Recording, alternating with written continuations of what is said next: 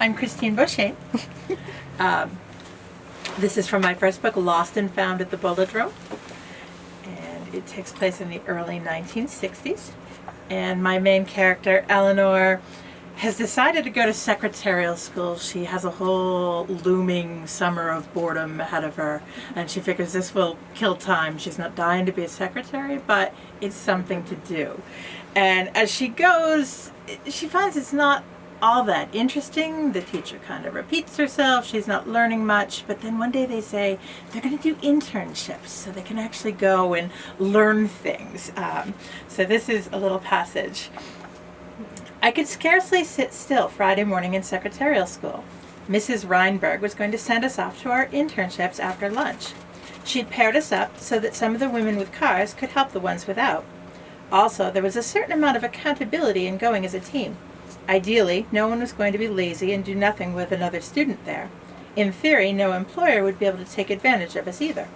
When the time finally came, I was paired with Anita somebody or other. She said her last name quickly. I asked her to repeat it and still didn't catch it. Finally, I just thought, the heck with it. She was the only Anita in class, and she had distinctively ugly cat's eye glasses. I figured I wouldn't need her last name. Anita was one of the socialite girls. I had hoped to be paired with one of the more interesting women in the class, but it wasn't meant to be.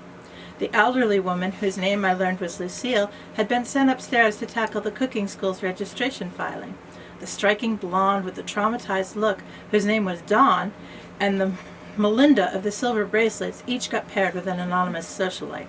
The pregnant woman had not returned after the first day. I could easily remember the names of the interesting women, but a lot of the other girls sort of blended together for me.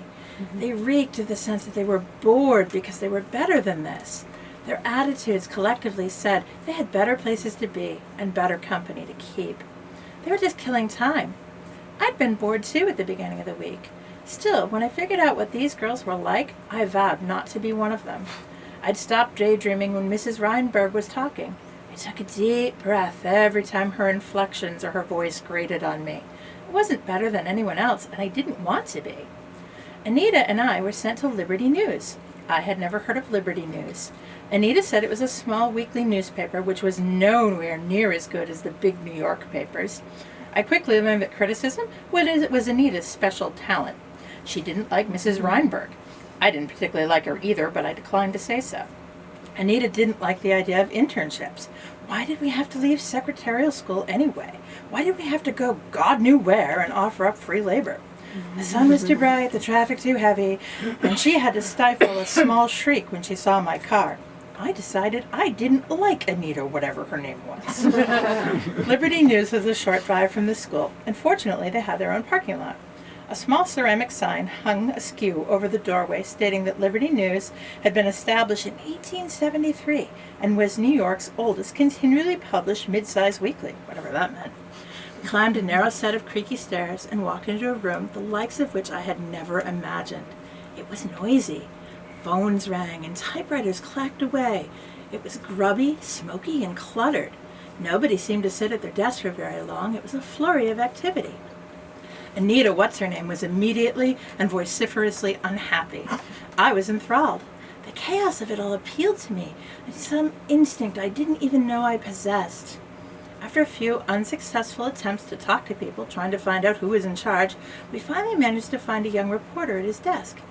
He had his head laid on his arms. He was sound asleep. I hated to wake him up, but everybody else seemed to be on the phone, engaged in some loud and sometimes argumentative conversations, or rushing off like their hair was on fire. The nameplate on the reporter's desk said Richard Noseworthy. "Excuse me," I said politely. There was no response. "Mr. Noseworthy?" I asked a little louder. There was still no response. Anita and I exchanged glances. "Maybe he's dead," she said in a horrified whisper, which implied she'd known this was a bad idea from the start. At that moment, Richard Noseworthy's phone began to ring. He sleepily groped for it, knocking over a half-full cup of coffee in the process. He muttered, "It's your turn, Dolores." While he struggled, still half awake, to find the receiver, the phone stopped ringing. He mumbled an expletive, and when he saw the papers on his desk were now covered in cold coffee. Then he abruptly apologized when he realized we were still standing there. He blinked at us stupidly a few times, then regained his composure. Can I do something for you ladies, he asked. We're from the secretarial school, Anita said, clearly out of patience. We need to see whoever's in charge.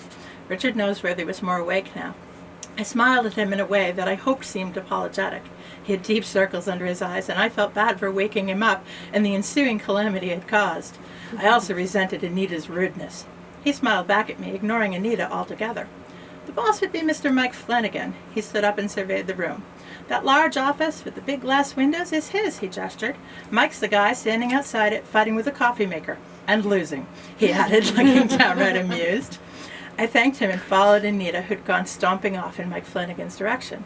He was indeed losing his battle with the battered percolator. He was swearing and muttering and looked like he was ready to pitch the whole thing across the room. Anita looked horrified and annoyed, but she'd continually looked one or the other since we'd left secretarial school. I ignored her and walked into Mike Flanagan's line of vision. I smiled and said, "May I?" I thought he might say, "Who the hell are you?" But he didn't. "Be my guest. I've had it with this thing. It doesn't even make a decent cup of coffee." The spindle was slightly bent, so he had it inserted into the basket at an angle, which is why he was having trouble. As I worked, I started to explain to him who we were and why we were there. Mrs. Reinberg had supposedly set up all the internships in advance with all the respective business owners, but Mike Flanagan seemed lost. Finally, understanding dawned on his face. "Oh, yeah," he said, snapping his fingers.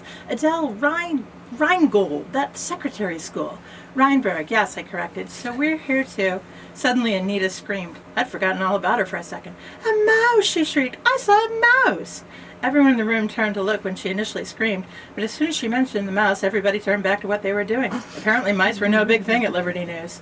"I'm leaving," Anita ranted. "We're expected to work for nothing. This place is filthy and vermin infested. God knows what else is lurking around here. Take us back to school, Eleanor, right now." I looked at her. Mike Flanagan looked at me. A few other people, including Richard Noseworthy, had looked back up from their work a second time to see how it would play out. "No," I said. "What do you mean, no?" Anita demanded. I wondered if anyone had ever told her no before. "No," I repeated. "We came to do an internship. We came to learn something. I'm not going anywhere right now." Anita stared at me furiously. "Fine, stay here. I don't really care," she spat. She turned on her heel to go. "But Anita," I said with fake innocence, "you don't have a car." "I don't care," she repeated. "I will call a cab. I will call my father. I will call the police if I need to, but I will not stay here." She stomped back across the office and slammed out the door. Mike Flanagan gave me a look I couldn't read. "Not afraid of mice, are you, kid?" he asked. "No, sir, I'm not," I said. "It's Mike. Just Mike," he said. "Save that sir crap for somebody else." He gave me a challenging look. "You wanted to learn something? You can start by learning how to make this coffee not taste so goddamn lousy." And he stalked away, leaving me to my own devices with the percolator. Oh, that's very nice. Very nice.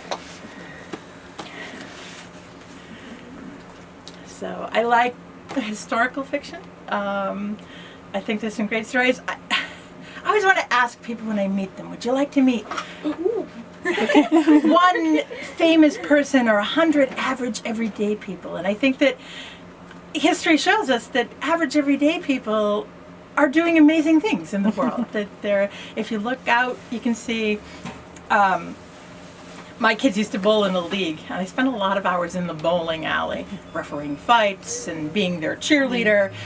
And it got me to thinking that bowling is such a blue-collar sport. It's got such a reputation for being.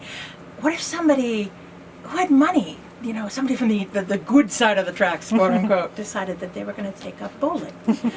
What would happen? Oh, that my daughter. So I'm working on 2 books right now, actually. The next one is going to be about the great Halifax explosion of 1917 in Halifax, Nova Scotia. My son said, "What, you only write disaster books now?" Because the second one is about it. She loves her darkness, I like my disasters. So. Disasters are interesting. Yeah. And then I'm also working on a kid's book with my nephew. So what? What inspires you?